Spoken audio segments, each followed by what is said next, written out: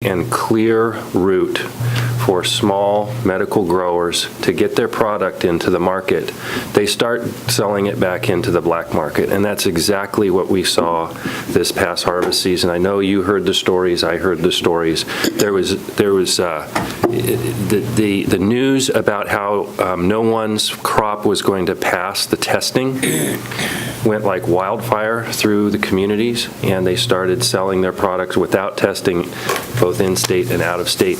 In part, in my opinion, that's what caused some of the shortages that we saw that were blamed on the testing system. It was actually the fear of failing the test that was the problem, not the testing labs themselves.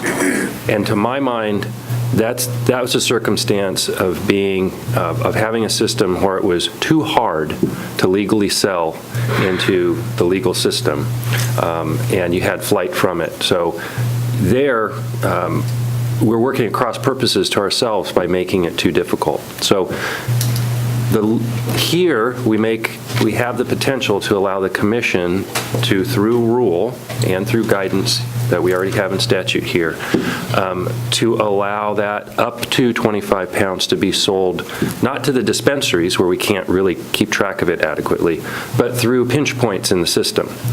Wholesalers and producers, there are just not that many licenses, and the idea is that the commission would adopt rules that place the responsibility on the wholesaler, for example, to do the testing and maybe pay the taxes, and provide a back end on the tracking, so that we both have some tracking of the growers themselves as proposed here, but the wholesaler would be required to account for that too.